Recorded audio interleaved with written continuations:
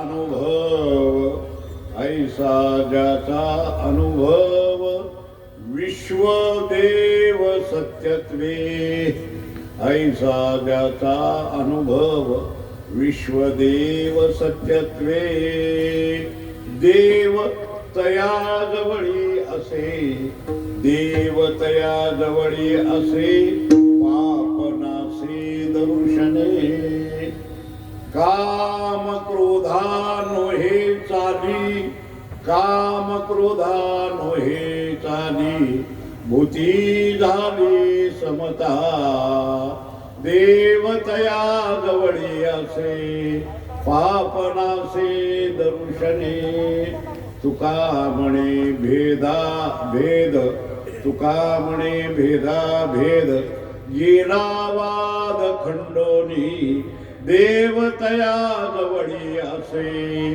पापनासे दर्शने पांडुरंगा करू प्रथमाना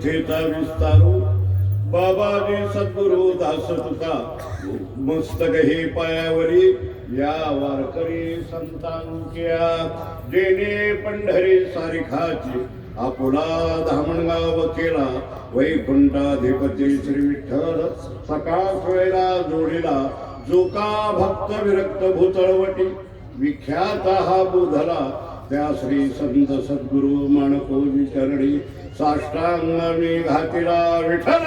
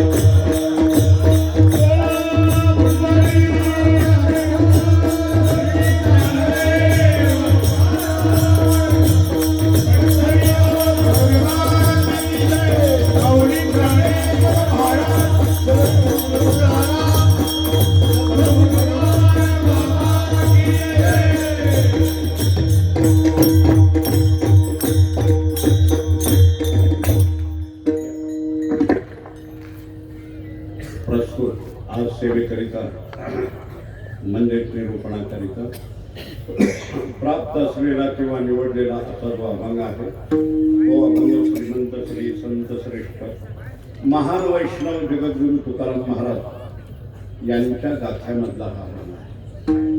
आणि या अभंगातून जगद्गुरु तुकोबाराय भगवान परमात्म्याचा राहण्याचं स्थळ किंवा भगवान परमात्म्याचा पत्ता या अभंगातून सांगतो. कुठे राहतो, काय करतो, त्या देवाचा पत्ता सांगतो. ते कशा प्रकारे सांगतात ते आपण यथाशक्ती यथामती आणि यथा अवकाश आपण याचा विचार करायचा आहे. फक्त एवढं आहे, म्हातारा बैल घालायला सांभाळून घेणं बरं आहे. नाही तर तुम्ही खोंड आहे, सगळे ताळकऱ्यापासून तुम्हाला बैल गोरे आहे. तुम्ही सगळे धडाला ओढत गेलं तुम्ही काय करू. खरं बैल तर आता याला बैलाला काय गोट्यात बांधून वैरण टाकायचं.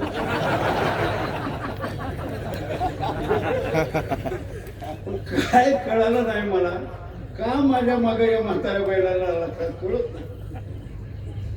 आले भागाचे करीतो तुझे नाम विचारितो. भगवान महाराज तुम्हाला नको म्हणलो घ्या, मला असल्यात आणू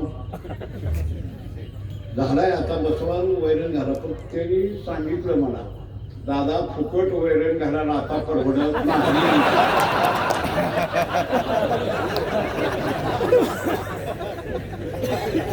महाग झाले म्हणजे आता तुम्हाला फुकट कुठलं घालून नाहीतरी दोन चोपडी तुम्ही टाका. ठीक आहे. आले भागाते करीतो तुझे नाम विचारितो. एवढा मोठा हा जनसमुदाय, मला वाटतं हे मुंबईचा अरबी समुद्रच इथं आला का काय. अहो माऊलीच्या सोहळ्यात एवढा समाज मी पाहिला नाही. माऊलीच्या सोहळ्यात आज काय तुमची ती सद्गुरु भगवान बाबाच्या चरणी तुमची जी केवढी मोठी श्रद्धा, ते बघून कौतुक वाटतं. खरी गुरु श्रद्धा कशी असावी तर मला वाटतं बडेवाडीच्या सप्त्याला यावं आणि मग बघावं. एवढ्याशा लहान छोट्या गावामध्ये एवढा मोठा समाज, अशी टाळकरी, अशी म्हणणारी गाणारी श्रुती, काय ऐश्वर्य संपन्न हा सप्ताह आहे. केवढा मोठा ऐश्वर्य आहे. ऐश्वर्य काय असतं हे मी ऐकत होतो, फक्त ऐश्वर्य काय म्हणतात मला माहित नव्हतं. फक्त वाचत होतो पुस्तकात सांगत होतो ऐश्वर्य काय असतं, ते कसं असतं ऐश्वर्य ते मला बडेवाडीला आल्यावर भगवान बाबाचं ऐश्वर्य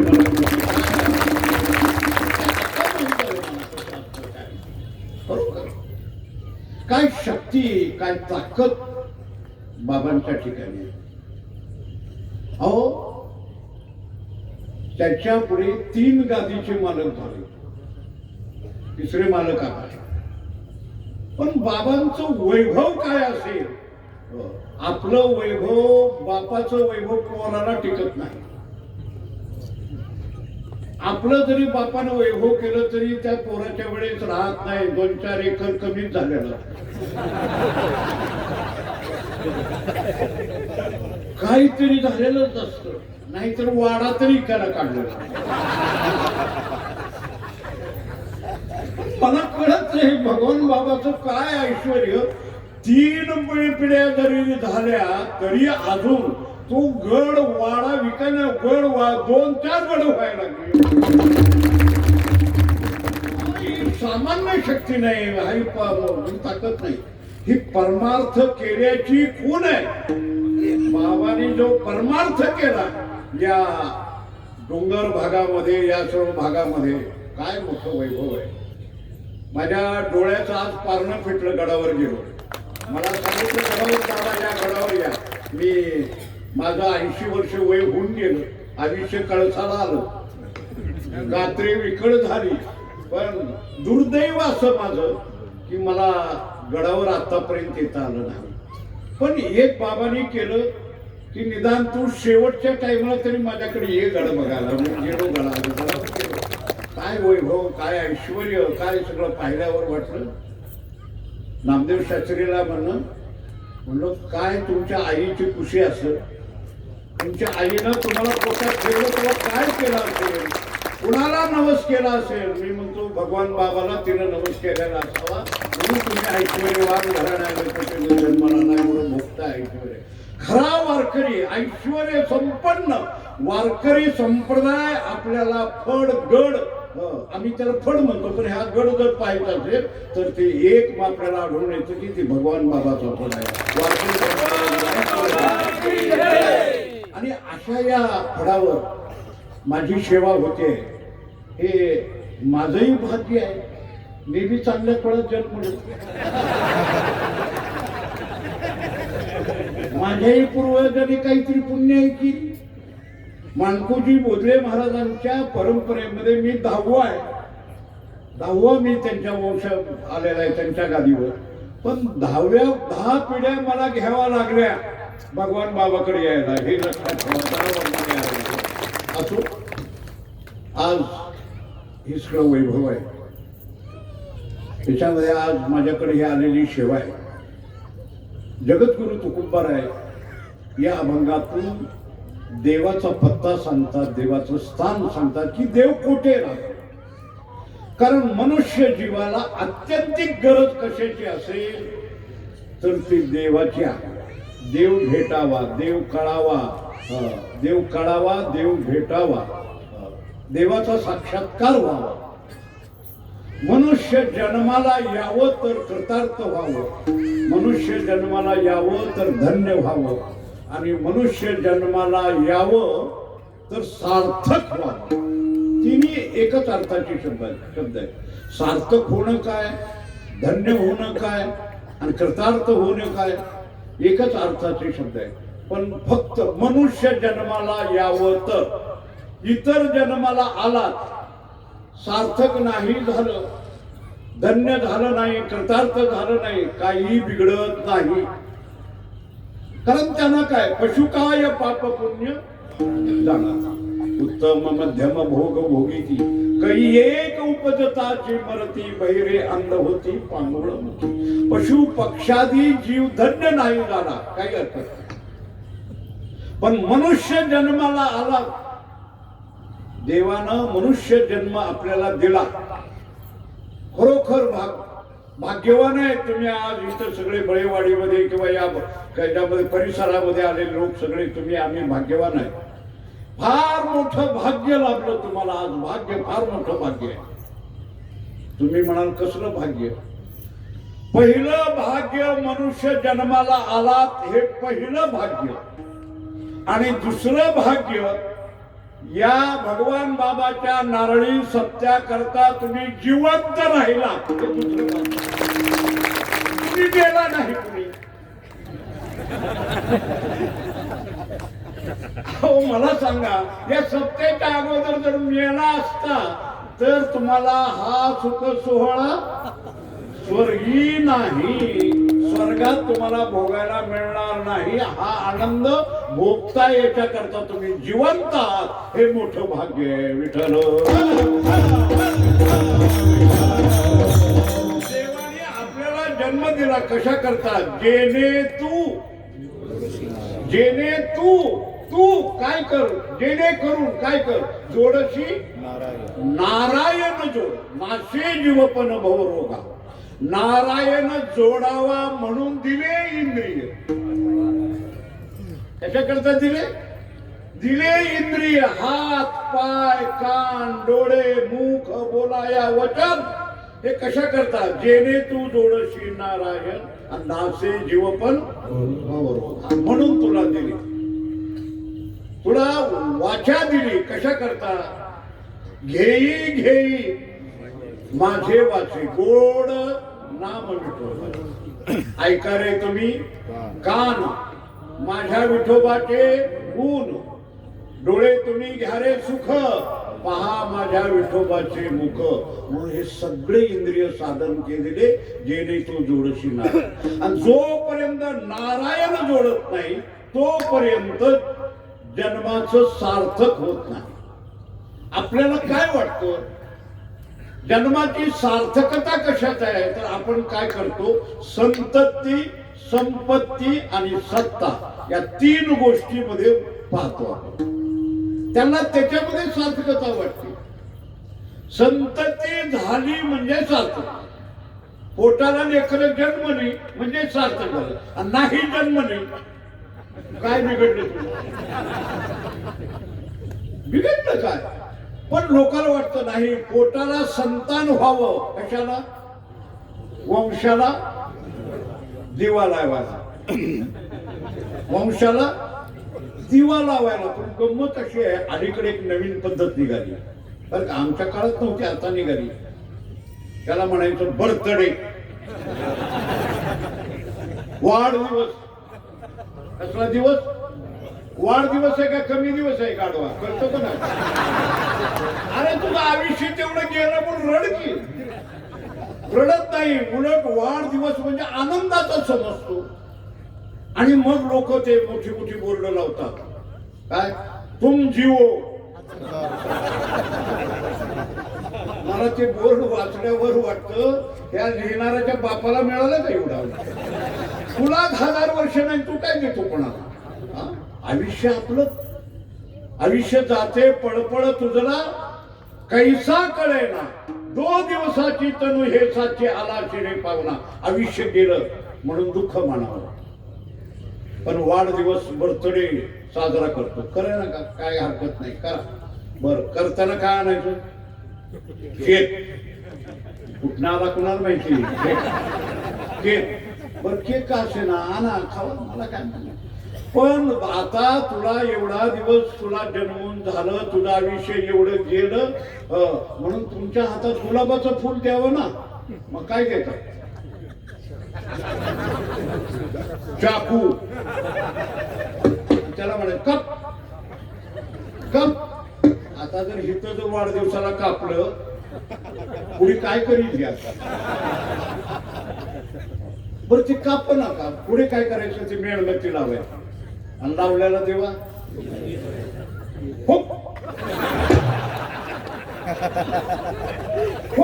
फुकलं, विजला.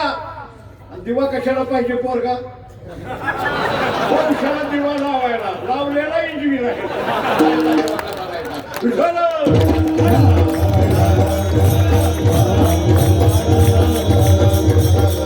आपल्याला जे भगवंतानी मनुष्य जन्म दिला, आपल्याला हे जे आयुष्य दिलं, जेणे तू जोडशी नारायणाचे जीव. तोपर्यंत आपल्या जन्माचं खऱ्या अर्थानं सार्थकता नाही.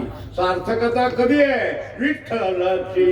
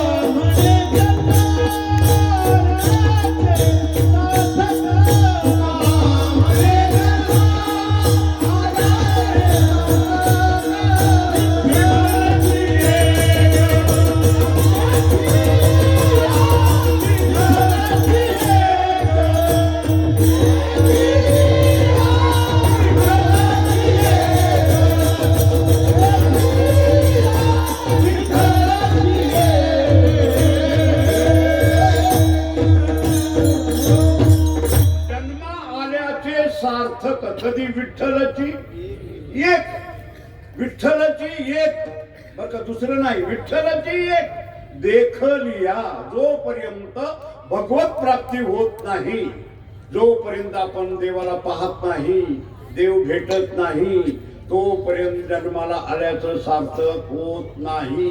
देव पाहिजे. कारण महाराज म्हणतात ना, तुम्ही काय करा जन्माला आला तर आपुला तो एक काय करा, देव करुणी घ्यावा. आपुला तो एक देव करुणी घ्यावा. तेने विना त्याच्याशिवाय सुख नाही. तेने विना जीवा सुख नोहे. त्याच्याशिवाय सुख नाही. आणि आपल्याला पाहिजे आहे सुख. प्रयत्न त्याच्या करताच आहे. रात्रंदिवस धडपडतोय. सुख मिळेल, सुख मिळेल, कशाला मिळेल? पोरं झाल्यावर मिळेल. पोरं झाल्यावर मिळतं का? लाता खावा लागतं. अहो काय अवस्था म्हाताऱ्या माणसाची आहे ते आम्हालाच माहिती आहे. तुम्हाला उघड सांगण्यात काय अर्थ नाही. काय करायची पोरं? संततीमध्ये सुख नाही. बरं संपत्तीमध्ये काय किती मिळवावं, किती मिळावं म्हणजे सुख आहे. अहो ज्याची एवढी संपत्ती, केवढी, किती संपदाय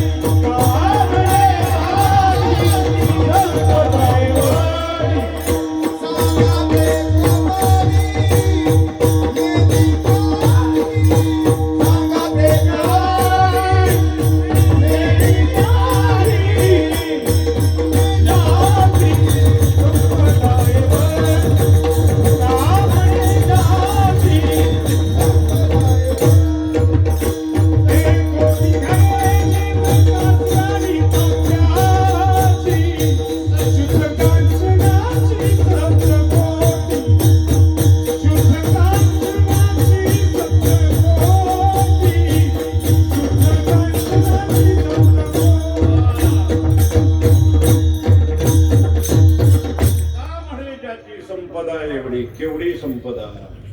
महाराजाचा तो अभंग जर आपण पाठ करायला बघायला लागलो तर महाराजांनी कधी गेलते लंकेत, तेव्हा ते रावणाच्या वेळेस महाराज होते मला कळत नाही. त्यांनी कसं मोजलं, घर माप केली. ते माप करताना वाटतात किती घरं होती तर 7 कोटी घरे शुद्ध कांचनाची. कांचन म्हणजे सोनं, सोन्याची घरं होती. कसली? 15.5.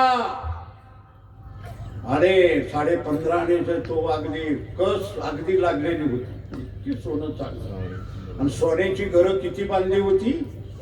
7 कोटी म्हणजे 7 कोट. पण महाराजांनी मोजमाप घेतलं नाही घरात, फक्त घरं सांगितलं. नाही घर मोजमाप घेतला असेल की अंदाज कळला असता आपल्याला इंजिनियर एवढ्या एका घराला किती इटा, एवढ्या इटाच्या 7 कोटी घराला किती इटा, तर तेवढं सोनं होतं. बोलणं आलं 70 कोटी, जाऊ द्या 10 बाय 10 आपण उजवू. अरे एवढं सोन्याची घरं बांधली त्या बाजारानं, त्या रावणानं. इटा मातीची तर गणती नाही, एवढं होतं. किती सोनं त्याच्याजवळ. खरंच सार्थक झालं त्याच्या जन्माचं. झालं का? त्याचं सोनं कुठं, आपल्याजवळ कुठं कुठं एक अंगठी अर्ध्या तोळ्याची, ती बी स्वतः घेतलेली न हो. सत्राला ती पोटपुडी करतो. तुम्हाला काय वाढू, तुम्हाला काय काय वाढू नको जा. तुझी अंगठी कळली मला, बघितली तुझ्या कुठं दारिद्र्य आपण, कुठं ते रावण. एवढं जरी होत तरी त्या संपत्तीला सार्थकता रावणाची झाली नाही. संपत्ती नाही, संपत्ती नाही, सत्ता कुठली सत्ता पाहतो. अहो इंद्रादी देवादी देव लोक सगळे त्या रावणाच्या दरबारात राबत होते, एवढी सत्ता पण नाही. मग खरं जन्माचं सार्थक महाराज म्हणतात त्याच्यात नाही, जन्मा आल्याचे सार्थक विठ्ठलची भगवत प्राप्तीमध्ये आहे.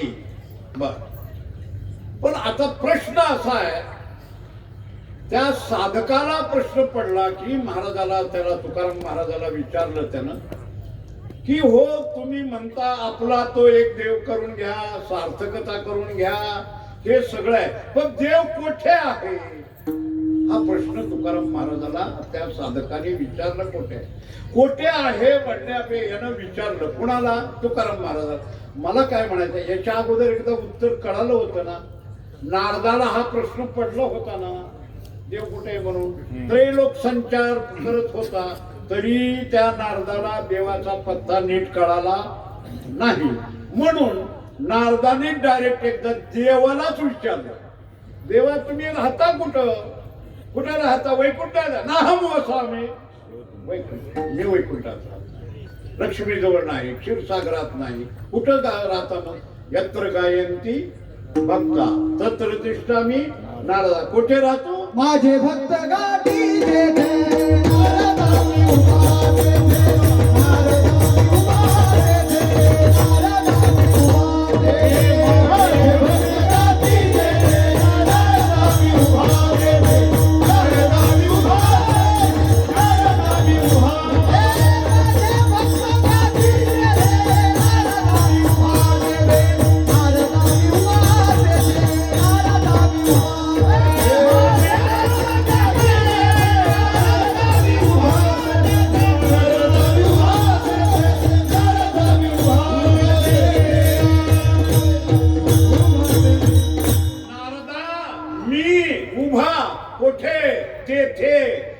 तेथे म्हणजे कोठे?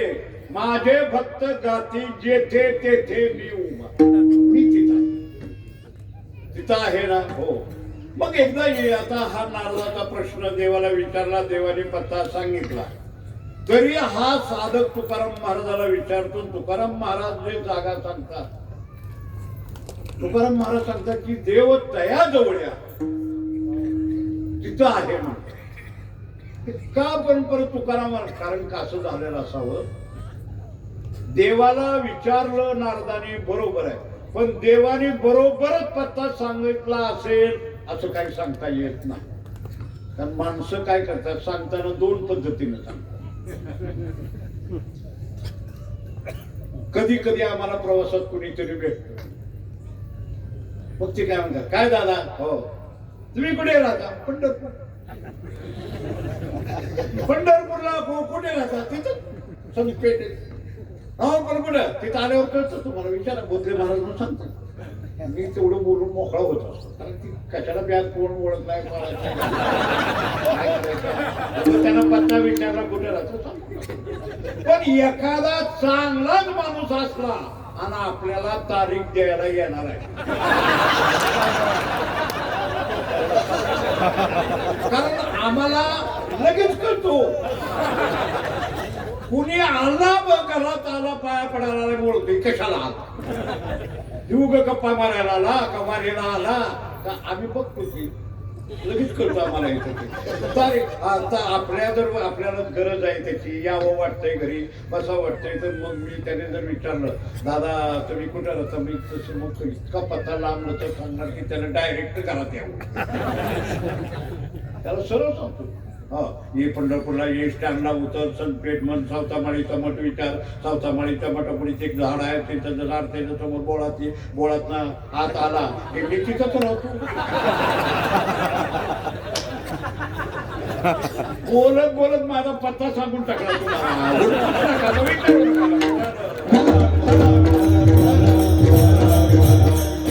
देव खरं सांगल याची खात्री काय, कारण कसं आहे त्यांनी विचार केला, कारण हा प्रश्न आपण तुकोबरायला विचारावा लागेल संतांना, कारण खरी ओळख संतांना देवाची आहे, बाकीच्याला खरी ओळख अजिबात नाही. बायकोला माहित नाही तिची काय, बाकीच्याला काय, त्या लक्ष्मीला नीटनेटकं माहित नाही याचं खेळ कुणाला माहिती. आता खेळ तिला कळाला नाही, फक्त त्याला धरला कोणला ती संतांनीच कोणला, धरीला हरीला पंढरीचा चोर, हरीला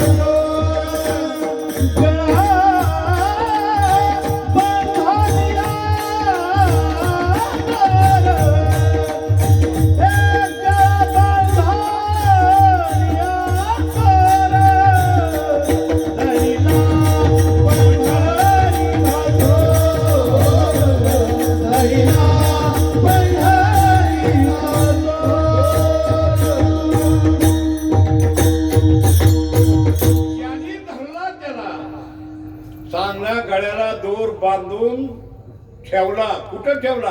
हृदयबंदी कानी केला. आत विठ्ठल कोंडीला त्याने धरलेला आहे, म्हणून त्यांना संतांना नक्की देवाचा पत्ता माहिती आहे.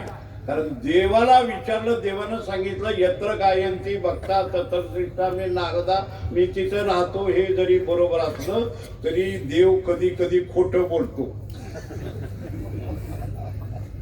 देव सुद्धा खोटं बोलतो. महाराज कापून तर काय,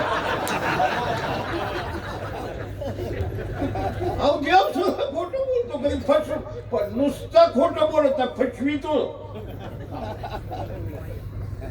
संत कधी खोटं बोलत नाही, देव खोटं बोलतो, फसवितो. तुम्हाला माहिती आहे, ज्यावेळेस कौरव पांडवांचं युद्ध ठरलं, इकडे कौरव इकडे पांडव यांचं युद्ध ठरलं. असू द्या, तुम्हाला कुणाला काही म्हणत नाही. कौरव पांडव दोन बाजूला दोन, आणि मग युद्ध चाललं. कशासाठी चाललं? राज्यासाठी, प्रॉपर्टीसाठी, घरासाठी, भाऊभावाची भांडणं. आता नाही, तेव्हापासून सुरू झालंय.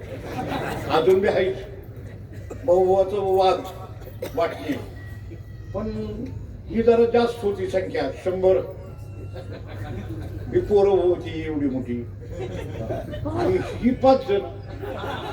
5 जणांना काय चालायचं त्यांच्याकडे? पण ती काय म्हण, नाही नाही अजिबात नाही. अहो सगळं केलं, मध्यस्थी घेतली. त्यावेळेस काय कोर्ट नव्हतं, पण मध्यस्थी केली, देवानी मध्यस्थी केली. पण देवाला म्हणले, ते दुर्योधनानं सांगितलं, सुईच्या टोकावर बसली एवढी सुद्धा जागा देणार नाही. मग सुरूच म्हणले युद्ध. युद्धाची तारीख ठरली, जे सगळं ठरलं. पण दुर्योधनाला काही झोप येईना. का तर लहानपणापासून ती एकत्रित खेळलेली, आणि समोरासमोर घर, इकडं पंडूचं घर, इकडं धृतराष्ट्राचं घर, ही 100 ही 5 जण तिथंच अंगणात खेळलेली सगळी. तेव्हापासून पांडवात काय ताकद आहे ही फक्त दुर्योधनाला माहिती.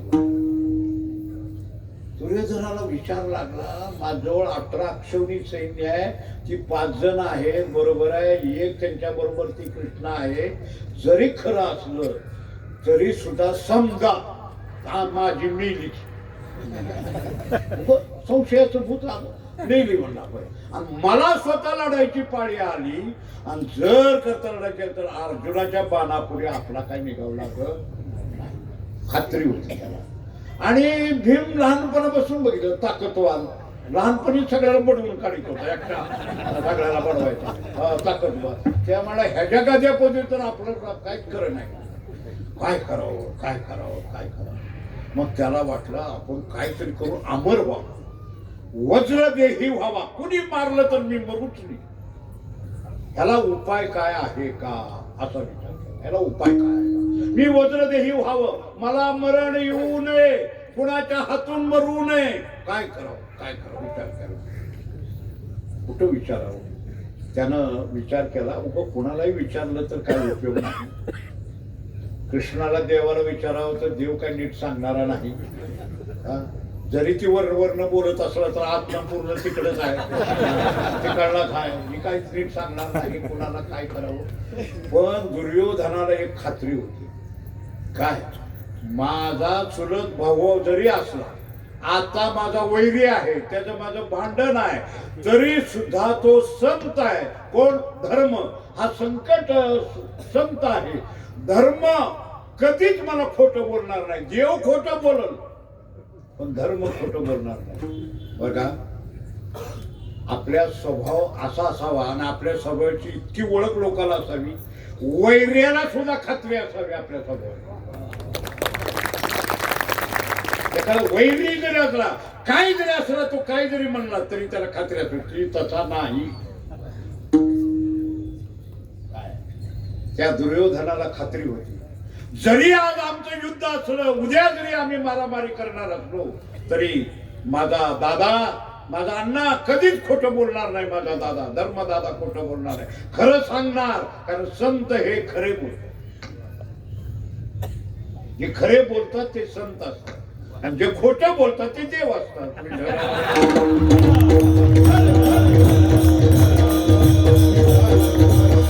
त्याचा विचार केला, आता आपण धर्मराजाकडे जायचं म्हणून धर्मराजाकडे गेला. आणि धर्मराजा म्हणला, दादा दादा, ते म्हणले, कारण त्याला खात्री होती, सगळं जग त्याला दुर्योधन म्हणायचं, पण धर्मराजा कधीच त्याला दुर्योधन म्हणणार नाही.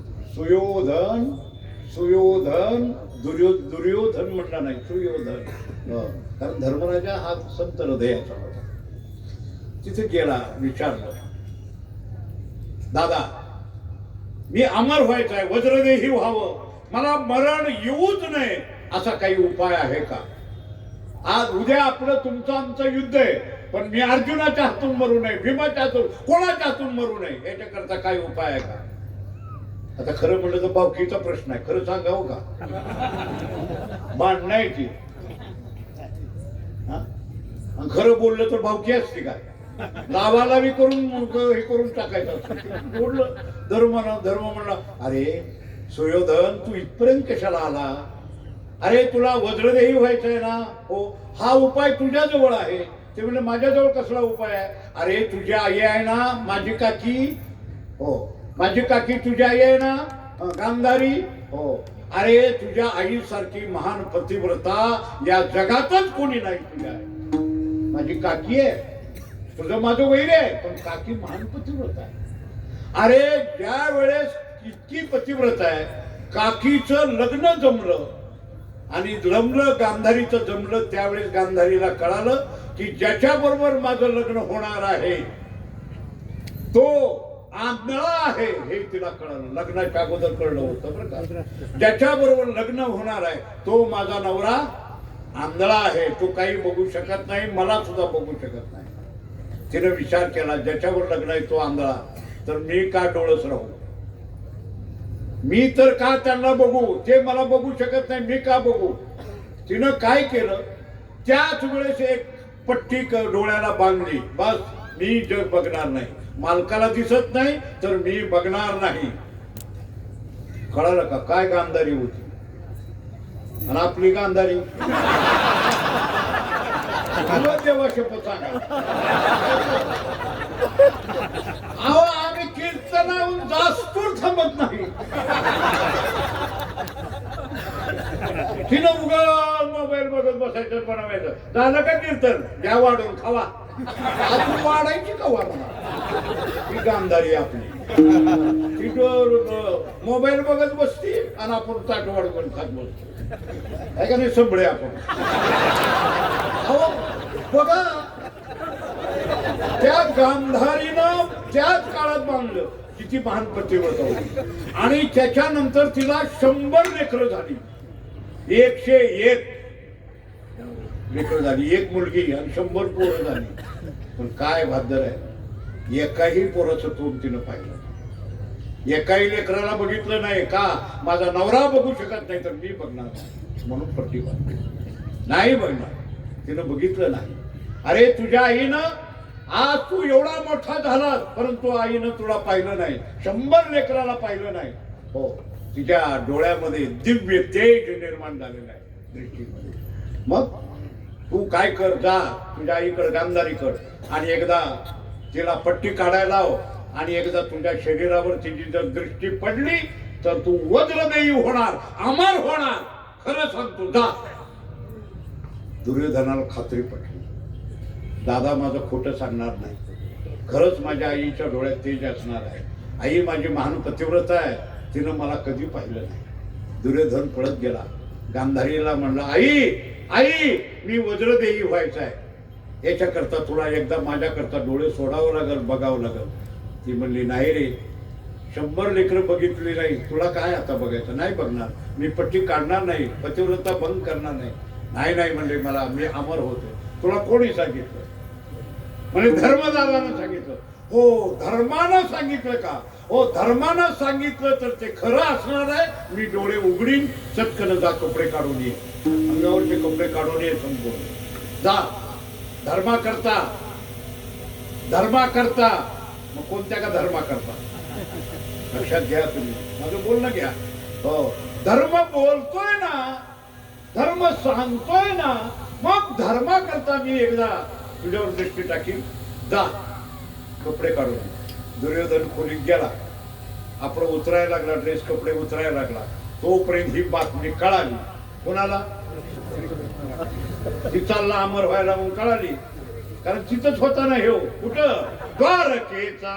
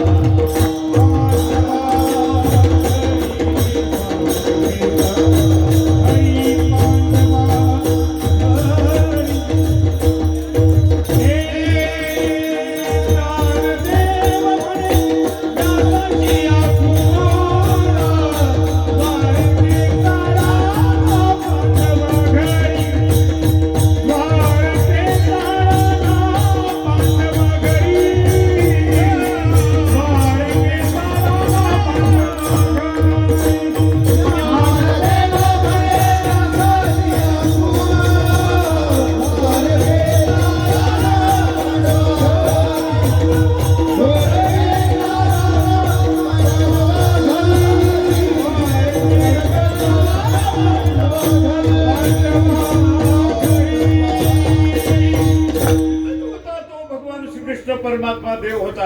देवाला कळालं अरे अरे अरे अरे घोटाळा झाला. धर्मानं घोटाळा केला. खरं सांगितलं पण त्यानं खरं सांगितलं पण माझं काय राहिलं का. मी माझे पुढे उभा कशा करता आली आघात निवाराया आणि हितच घात व्हायला लागला. आता माझं काय राहिलं. मी काय केलं तर होणार. आता जर हा अमर झाला तर हा धर्म कसा वाचेल. धर्म नाही वाचणार. अर्जुन वाचणार नाही. भीम वाचणार नाही. आणि हे नाही वाचलं तर माझं काय राहणार आहे. मी त्यांच्या पाठीमागे राहून उपयोग काय. देवाला कळालं. देव म्हणजे काही करून हा कार्यक्रम बिघडीला पाहिजे. कसंही करून लोक काही बी करते. लोक कोणाचाही कार्यक्रम बिघडला.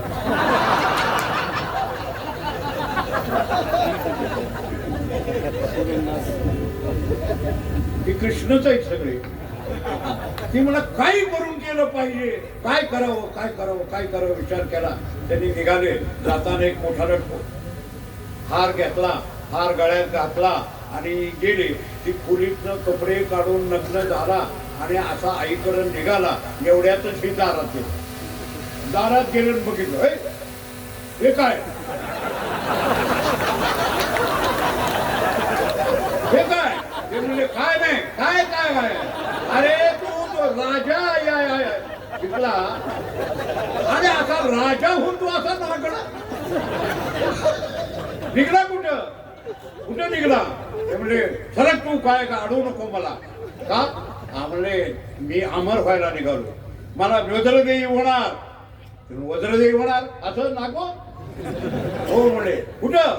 आईकडे जाणार. आईनं माझी दृष्टी, आईची दृष्टी माझ्यावर पडली तर मी वज्रदेही होतो. कोण? होय. कोणी सांगितलं तुला? सांगितलं कोणी? म्हणजे कोणी काय सांगणार? सांग ना नाव. कोणी सांगितलं? कोणी सांगितलं म्हणजे धर्मदादानी सांगितलं. अरे बाद कोणाचा ऐकायला लागला? काय काय पटायची लोक असते देवानं त्याच्यावर काय लागला? उद्या तुमचं युद्ध. अरे तू युद्धाच्या अगोदर जळून भस्म होऊन मरची. आईचं तेज काय थोडंय का? आई येण्यासारखा करायला कोणाचा ऐकायला लागला? काय नाही असेल का? असं तर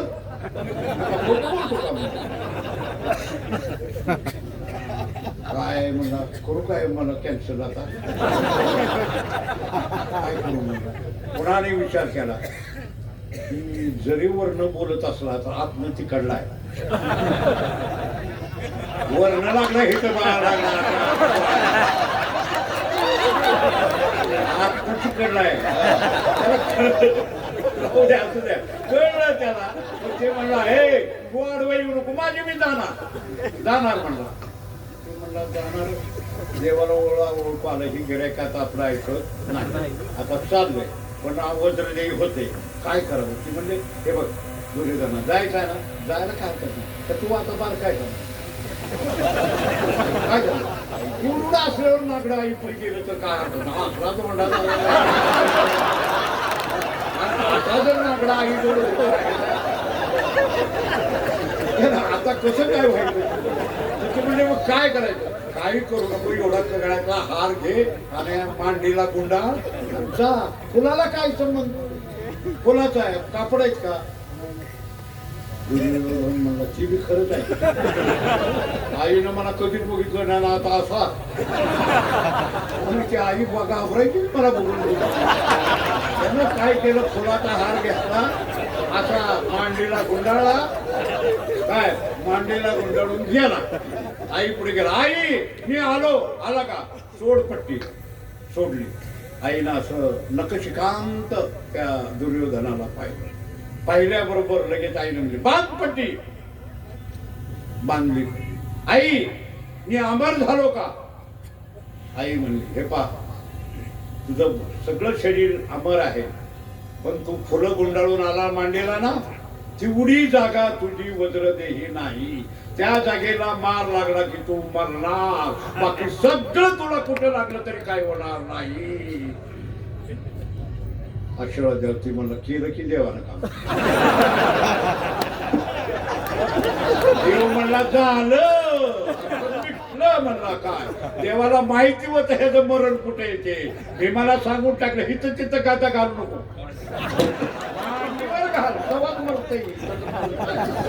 देवाला माहिती होतं. मला जाऊ द्या दृष्टांत जाऊ द्या, काय हा विनोद जाऊ द्या. देवाने काय केलं? फशिवगिरी काम केलं.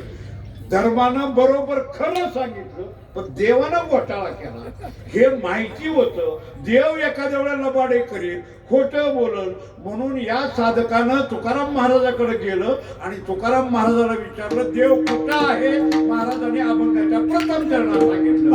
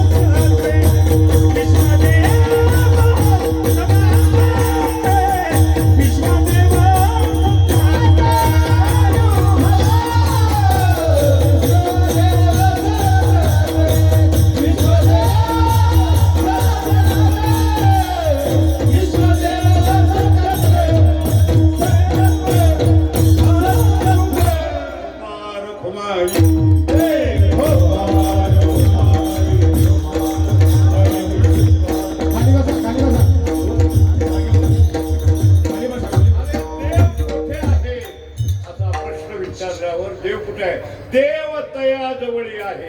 कुठे शोधिशी रामेश्वर, कुठे शोधिशी जे काशी. अरे देव कुठे आहे? भगवान गडावर बाबांच्या जवळ आहे. अरे देव तिथे आहे. कशाला उडकायला लागला देव करत? देव देव म्हणून व्यर्थ का फिरायला लागला? अरे देव तुला कुठे आहे? ऐसा ज्याचा अनुभूती अशी ज्याची झालेली आहे. विश्व हे सत्यत्वानं देव म्हणून ओळखलं. कसं आहे? सत्यत्वानं, पाठ करून नव्हे. पाठ केला, शास्त्र शिकला, अभ्यास केला, त्याला कीर्तन सगळा सत्यत्व तुला अनुभूती आली पाहिजे. की विश्व हे देव आहे. देव आणि विश्व वेगळं नाही ही अनुभूती आली पाहिजे. कारण चार्वाकाचं मत वेगळं. चार्वाकाचं मत असं आहे की विश्व आहे आणि देव नाही. विश्व आहे आणि देव नाही. पण देव आहे, पण देव कुठं आहे? देव तया जवळ आहे. कुठं आहे? ज्याला विश्व सत्यत्वानं मानलं की हे विश्व म्हणजे देव आहे, का देवानं हे निर्माण केलेलं आहे. प्रत्येक जीव प्राणी मात्रामध्ये त्यानं देव समजला पाहिजे. जे जे भेटे भूत, जे जे माणी जे भगवंत. हा भक्तियोग निश्चित जाण माझा उद्धवा. हे भक्तियोग निश्चित आहे की जे जे ठिकाणी तुला देव दिसला पाहिजे, विश्व हे दिसलं पाहिजे. विश्व हे काय आहे? हे मिथ्य आहे, खोटं आहे, माया आहे. आणि सत्य काय आहे? तर भगवान परमात्मा आहे. जगात हे विश्व काय आहे? तर भ्रम आहे. भ्रममूल काय आहे? माया आहे. आणि सत्य तू विठ्ठल. सत्य भगवान परमात्मा आहे. बाकी इतर सगळं काय आहे? भ्रम. वाटतं खरं पण खरं नाही. सत्यत्वाचा भास आहे बरं का. सत्यत्व वाटतं पण खरं नाही. होतंय आपल्याला हे घर गाव माणसं सगळं खरं दिसतंय पण हे खरं काहीच नाही. स्वप्नीचे चेहरे जाईल रया बर का. इथं काही नाही. खरं वाटतं आपल्याला. काय एक स्वप्नच आहे हे जग. म्हणजे आपल्याला काय एक स्वप्न आहे. लक्षात घ्या. एका गावात एक भिकारी होता बरं का. हे बोट सांगतो म्हणजे मी तुम्हाला बरं वाटेल. एक भिकारी होता. त्या भिकाऱ्यानं भीक मागितली. त्याला भरपूर वेळ भीक मिळाली. उन्हाळ्याचे दिवस होते. त्यानं पोटभर खाल्लं. एका विहिरीजवळ गेला. त्या गार पाणी होतं. गार पाणी प्याला आणि विहिरीच्या कठाऱ्यावर बसला. आंब्याचं झाड होतं. गार सावली लागली. पोटभर जेवला. थंडगार पाणी मिळालं. उन्हाळ्याचा दिवस. गार सावली लागल्याबरोबर काय झालं? झोप लागली ना त्याला. झोपलं. कुठे झोपलं? हिरीच्या कठाड्यावर. हे लक्षात ठेवा बरं का. मी संपेपर्यंत सांगतो. झोपलं कुठं? हिरीच्या कठाड्यावर झोपलं. आणि झोपलं. झोपीत त्याला स्वप्न पडलं. स्वप्नात त्याला काय झालं तर 10 करोड रुपयाचं लॉटरी तिकीट लागलं. कीर्तनात कमी बोलायचं नसतं. फुकट बोलायचं. 10 करोड कुणाच्या बापाला माहिती आहे. पण 10 करोड रुपये लागलं. आणि 10 करोड रुपये त्यानं लागल्यावर काय करायचं. चला बेडला म्हणला. गेला बेडला. एखादी जागा बघू कुठेतरी म्हणला. चांगली प्लॉट बघू. बघितला प्लॉट. स्वप्नात धडाधडा काम होतात तिथे. लगेच लॉटरी लागली. पैसे घेतलं. जागा बघितली. जागा मिळली. लगेच खरेदी झाली. खरेदी झाल्यावर म्हणला आता घर बांधायला काय हरकत आहे. घर बांधायला काढलं. इंजिनियर मिळाला. स्वप्नात बरं काय. कुठे झोपलंय? हिरीच्या कठाड्यावर. आणि ही भीक मागून जेवलं होतं. भिकारी होतं. हिरीच्या कठाड्यावर झोपलंय. आणि बीडला गेलं. जागा मिळाली. घर बांधायला काढलं. इंजिनियरला बोलवलं. प्लॅन झाला. वाळू कुठनं आणली. काय झालं काय भानगडी माहित नाही मला. सगळं घर बांधलं. तयार झालं. घर तयार झालं स्वप्नात. आणि घर तयार झाल्यावर म्हणला आता एवढं मोठं घर बांधलं. एकटा राहून काय करू. कुठेतरी बघू. आणि बघितली गो. मिळाली त्याला. मला एक आश्चर्य वाटतं. त्याला स्वप्नात मिळाली. आमच्या गाव शेकडं पोरं पडली. त्याला जागृतीत मिळाली. त्याला स्वप्नात मिळले. मिळाली बायको आली, लग्न झालं स्वप्नात काय मिळत नाही. लगेच झालं, घर बांधलं, सगळं झालं, बायको आणली, बायको लग्न झालं. लग्न झाल्याबरोबर लेकरं बी झाली. काय लेकरं झाली, 10-12 लेकरं झाली. कटा झाल्याबरोबर एका हॉलमध्ये झोपली. हॉलमध्ये इकडल्या कडेला बायको, इकडल्या कडेला ह्यो कडला, मधी लेकरं झोपली. झोपताना काय झालं, अडचण व्हायला लागली. बायको तिकडल्या कडेला होती. बायको म्हणले, काय हो म्हणले, काय बांधून बांधलं, जरा मोठं बांधायला येत नव्हतं का, जागा पुरणा. ती म्हणले, जाऊ दे का, आता झालं गेलं. नाही पण हे असलं खरंय का? मग ती म्हणा, काय करू तरी, काय करू? काहीच करू नका, फक्त जरा सारखा. कुठं झोपलो होतं, जरा सारखा म्हणलं, सरकलं की हो, सरकल्यावर हिरी पडल्याबरोबर उठून होते. हे कुठे आहे ग, कुठे आहे ग, होती का बायको, लेकरं होती का, घर होतं का? हा, सर कोण म्हणलं, म्हणलेलं कोण, बायकोच म्हणली ना. मग लक्षात घ्या, स्वप्नातली बायको सरक म्हणली तर हिरीत पडलं ते. काय पडलं, मग मला सांगा, होते का, नव्हतं. मग पडलेली खोट आहे का, पडलेलं खरं आहे. पण खरं नव्हतं, पण खरं तसं झालं. तसं जगत हे नित्य आहे, पण जे जगत आपल्याला सत्यत्वानं भासायला लागलं, फक्त ब्रह्म सत्य आहे आणि जगत मिथ्य आहे, ही जोपर्यंत अनुभूती येत नाही तोपर्यंत देव तिथं येत नाही. आणि हे अनुभूती येणं देवतया जवळी असे, देव त्या जवळ आहे. हो, पण त्याच्याजवळ देव आहे हे ओळखायचं कसं? सहज आहे.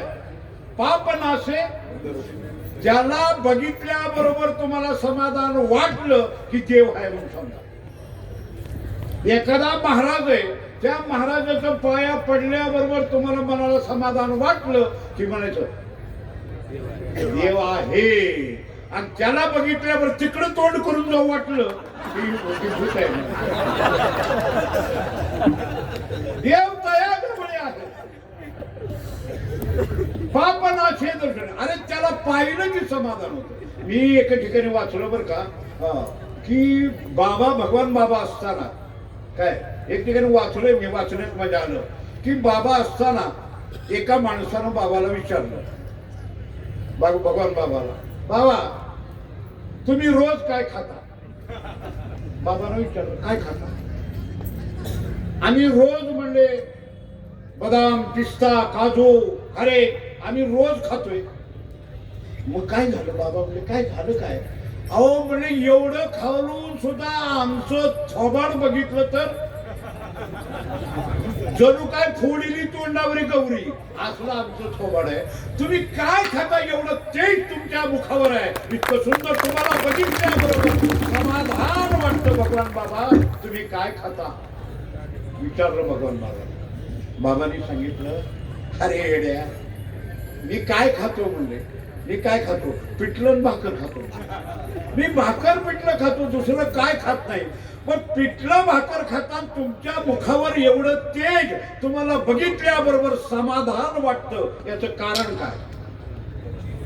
बाबांनी सांगितलं याचं कारण आहे, तुला माहिती आहे का, ज्याच्या तेजानं सूर्याला तेज आहे, ज्याच्या शीतलतेनं चंद्राला शीतलता आहे, जो असा परब्रह्म आहे ना, तो परब्रह्म माझ्या हृदयात आहे म्हणून हे त्याचं तेज आहे.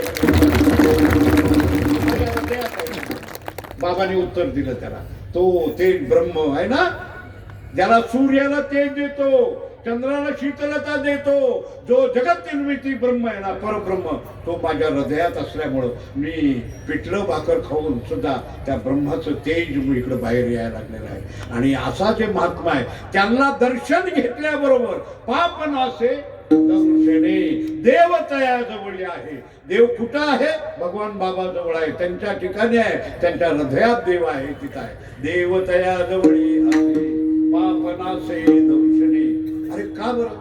हे एक लक्षण आहे. आणखीन एक लक्षण सांगतो, ज्यांच्यावर काम आणि क्रोधाची चाल होत नाही, काम क्रोधा नाही चाले, चाली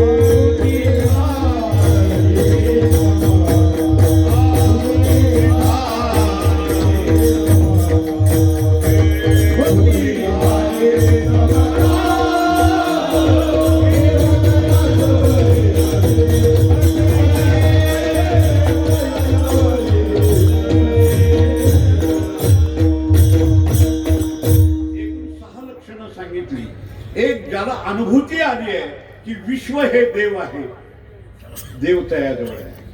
ज्याच्या दर्शनानं पाप संपत, देव तयाजवळ आहे. ज्याच्यावर काम क्रोध नव्हे चाली, चाल चाल म्हणजे कळलं का? पूर्वी चालून अंगावर आला म्हणतो तुला, अंगावर चालून आला, युद्धावर चालून आला. अरे ह्या काम क्रोधाला नये चाली, याची चाल त्यांच्यावर चालत नाही. अरे ह्यानं चाली नाही जनावर केलं काम क्रोधाला, कामानं चाली केल्या, क्रोधानं केल्या, पण ह्यांच्या पुढे चालली नाही कुणाची चाल. चालली काय बाबा पुढे चाल? अजिबात नाही. अरे पराशर त्या मत्स्यगंधेला पाहिला आणि वेडा झाला, तो नावच बसलेला. पण कोणाची पोरगी? ती मास धरणाऱ्याची पोरगी. मग काय ती लई चांगली असेल काय? आत्ताचा वाच येईल का तिथे? आता आतला मास धरणाऱ्याच काय वास असेल अंगाला सुगंध. तसली ती मत्स्यगंधा, तिला बघून पराशर येणं झालं. पण पराशर सामान्य काय? पराशरची ताकद होती सूर्याला थांब म्हणलं की थांबत होता, एवढा तपस्वी. पण पराशर बिघडला, विश्वामित्र बिघडला. विश्वामित्र बहुत बडा ज्ञानी. पण काय झालं? मेनकीने काय झालं? दानात दीन झाली मेनकीने. मेनकीला बघितलं की झालं. अहो विश्वामित्र जाऊ द्या, पराशर जाऊ द्या, सब देवन का बाबा महादेव, तो सब देवन का बाबा महादेव, सब देवन का बाबा. पण भिल्लनी के पीछे लगा करी तो बाबा, तो बाबा. अरे महादेव, महादेव जर त्या भिल्लनीच्या माग लागला. आता महादेव म्हणजे सामान्य आहे का? किती महाराज घालावं म्हणजे एक महादेव व्हायचा. असला महादेव बिघडला. त्याच्यावर कामानं चाल केली, पराशरावर केली, विश्वामित्रावर केली. हो, पण आमच्या बाबावर चाल करू शकला नाही. देव काम क्रोधाला, क्रोधाला नाही चाले. क्रोध विश्वामित्र एवढा 12 वर्ष त्याला तपश्चर्या करावा लागली, पण त्याला क्रोध आवरता आला नाही. शेवटी ब्रह्मऋषी झाला नाही, त्याला झाला नाही. एवढा मोठा जमदग्नी, त्याला क्रोध आला. इंद्र याला, इंद्रानं पाणी मागितलं. जमदग्नी सांगितलं बायकोला, रेणुका देवीला, रेणुका मातेला पाणी दे. पण रेणुका तिनं ओळखलं होतं, हा इंद्र पाणी प्यायला नाही आला, कपट बुद्धी करून आलाय. पण आता करावं काय? देव बाहेर जावं तर छळतोय, त्रास देतोय आपल्याला. तिथंच उभा राहावं, नाही द्यावं तर नवऱ्यानं आज्ञा केली. काय करावं? ती तिथंच स्तब्ध राहील. अतिथीचा सत्कार केला नाही म्हणून जमदग्नीला राग आला आणि परशुरामाला सांगितलं शिरच्छेद करून टाक, आईचं मुंडकं उडव. कुणी सांगितलं? बापानं उडव मुंडकं. उडव म्हणल्यावर एका मिनिटात उडवलं. ह्याला पोरगा म्हणा. बाप म्हणल्याबरोबर ऐकला, उडवलं. उडवल्याबरोबर बाप खुश झाला. वा परशुराम, बस माझी आज्ञा पालन केली. हो, तुला काय द्यायचंय? काही नाही. ही माझी आई मेली ना, मी उडवलं ना, हो ही आई माझी परत पाहिजे. ही तुझी तपश्चर्या कर, काल इथं आणि माझी आई जिवंत करू. हो, आणि मग जमदग्नीला कळालं, अरे रे रे माझा क्रोध किती वाईट आहे. जमदग्नीला क्रोध आवडला नाही. नवे नवे आमच्या तुकाराम महाराजाला राग यावा म्हणून कितीतरी झालं. अरे त्या रामेश्वर मुंबाजी बाबांनी कातड्यानं मारलं. तुकाराम महाराजाला राग आला नाही, कातड्यानं हाणलं. का? तर तुकाराम महाराजाची गाय कुठे गेली? त्यांच्या मठात गेली, तिथे नाचधूस केली. बरं ती गाय कोणाची होती? तुकाराम महाराजांनी घेतलेली नव्ह, सासऱ्यांनी ती पोरगी जगल म्हणून. आणि ही गाय असली दिली, लोकांचं वाटोळं करायला लागलं. चांगलं कोण द्यायला लागलं? हो, चांगलं कोण देत नाही. महाराजाच्या पाया पडताना हटकी नोट तेवढी हुडकून आणायची का कशालाच महाराजाला उपाय दिला काय खूप द्यायला ती गाय दिली चिमली गायीला असं केलं तुकाराम महाराजाला मारलं त्याला राग होता ना पोटात त्या मोपाजी बाबाला मारलं तुकाराम महाराजांनी म्हणले वा एक लोकांची गाय घेतली तर एवढा मार खाल्ला आम्ही तर आयुष्यभर लोकांच खात फिरतो काय कोण बडवील काय करील चला वाचलं तुकाराम महाराज गेले कीर्तनाला संध्याकाळी उभं राहिले बर ही ज्यानं मारलं ती रोज कीर्तनाला येणारा आणि पुढी बसून ऐकणारा काय पुढी बसून ऐकणारी काय सगळी चांगलीच असते काय कायच्या पोटात आग असती लय महाराज बघूच आहे त्या ऐकणारा पण तुकाराम महाराजाला काय हो कसला कसला त्याला जळत होता पोटात पण ती जाऊ दे म्हणजे महाराज कीर्तनाला गेले आणि दिसला नाही महाराज म्हणजे अरे अरे मुंबईचे बाबा आले नाही कीर्तनाला म्हणजे जाऊ द्या त्याचं नाव कशा त्याने मारलंय तुम्हाला काटाड्यानं तुमचं अंग सगळं सुटलंय असू दे म्हणले तर ते आला नाही आला म्हणले घरात झोपलाय अरे अरे मला मारून त्याचे हात दुखत असतील असं करा काय करा चला मठात ते कीर्तन तिकडच उचला टाळ पाकवा उचललं सगळं कपाळ जेवढं गेलं त्या मठात ती झोपलेला महाराज गेले तिथं महाराजांनी भजन चालू रामकृष्ण हरी चालू केलं त्यांना बघितलं अरे तुकाराम महाराज इथं कीर्तनाला त्याने विचारलं काय महाराज इतकं मारलं तुम्हाला राग आला नाही का तुकाराम महाराज म्हणले देवाची कृपा आहे तुका म्हणे बरे केले क्रोधा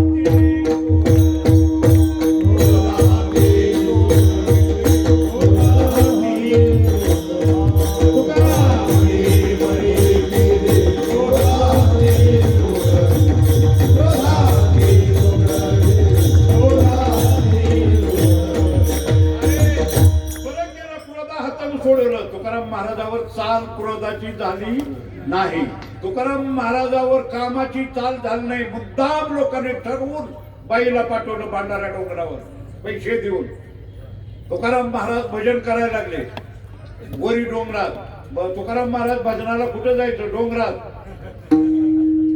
आणि तिथं भजन करायचे आणि त्यांचं भजन ऐकायला वाघ येत होता त्यांचं भजन ऐकायला साप यायचे त्यांचं भजन ऐकायला विंचू यायचे विंचवानं अंगावर बसावं सापानं अशी गोल गळ्याला मिठी घालावी खणी काढून बघावं वाघानं 2 पाय तुकाराम महाराजाच्या मांडीवर ठेवावं आणि त्यांचं भजन ऐकावं त्यांचं भजन वाघ ऐकायचा आमचं भजन सोडून माणसं उठून जातात काय ताकद आहे आमच्या कीर्तनात जर लोक उठाले तर काय महाराज सामर्थ्यवान असतात त्यांचे वाघ यायचा वाघ भजन ऐकायचा आणि त्यांच्या किती गोड असेल वाघ ऐकायचा आणि अशा वाघ ऐकत असताना एका मुद्दाम लोकांनी त्या स्त्रीला पाठवलं महाराजांच्या स्वामी स्वामी म्हटल्यावर वाघ गेला साप गेले बाजूला ती पुढे आली तुकाराम महाराजांनी डोळे उघडून बघितलं म्हणजे काय बाई काय सुंदर आहे तुम्ही खरोखर वा वा तुम्ही इथपर्यंत आला ते म्हणजे महाराज तुमच्यासाठी आले महाराजांनी सांगितलं काय सांगितलं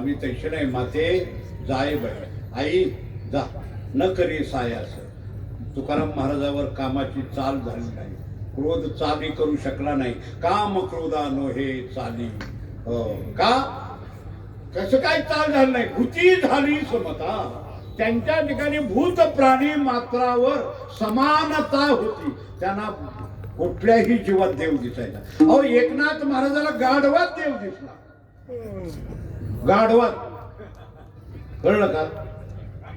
आणि आपल्याला गाढव दिसना, कळलं? त्यांनी गाढवात देव बघितला, पण आपल्याला गाढव ओळखू येणार. त्यानं गाढवात देव बघितला. गंगेवरनं आणलेलं पाणी गाढवाला पाजलं, गंगेवर आणलेलं पाणी तिथं पाजलं. तुकाराम महाराजाला पक्षामध्ये देव दिसला. त्यांना पक्षी, त्याला वाटायला की माझ्याला भजनामुळे ते पक्षी उडून चालले. हो, त्याला पक्षामध्ये देव दिसला. मी ज्या घराण्यात जन्मलो ते माणकुजी बोधले महाराज, त्या माणकुजी बोधले महाराजाला सापात देव दिसला. साप तरी 2 घर घरला करणारे. शेतात ते गेले, काटाड्यामध्ये एक नाग नागिन बसलेली होती. त्यांनी बघितली, अरे अरे म्हणले, सराट्याचं काटं होतं, त्याच्यावर ही होती. महाराजांना द्या आली. महाराज म्हणले, अरे हो, काटाड्यात बसला, सराट खाली झोपला, उचला म्हणून उचललो ना, दोन्ही उचलून घरला घेऊन आलो. आता साप कुठं घरला घेऊन येते होय? महाराज कुणी नेला?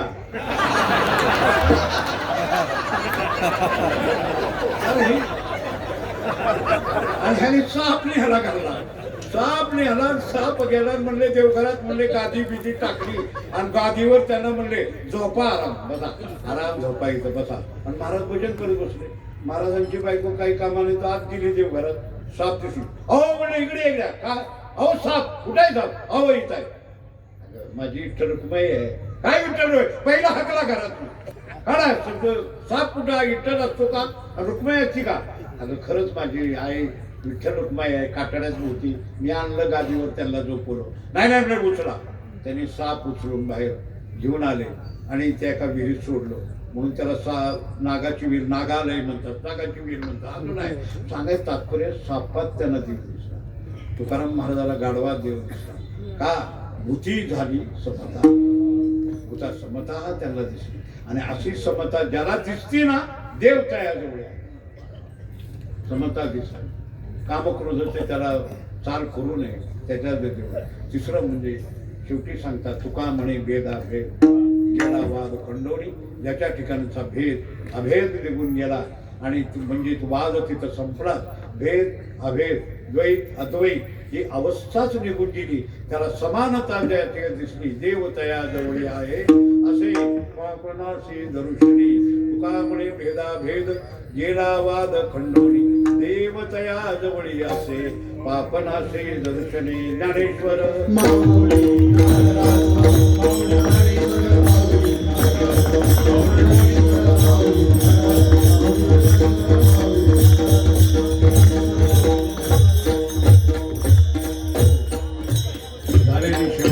जगद्गुरु तुकोबाराय माऊली ज्ञानेश्वर महाराज, सद्गुरू माणकुजी बोधले महाराज, संत भगवान बाबांच्या चरणी, नामदेव शास्त्री यांच्या चरणी सेवा अर्पण करतो. आणि हा या सप्ताहामध्ये त्या भगवान बाबांच्या चरणी प्रार्थना करून सेवेला पूर्ण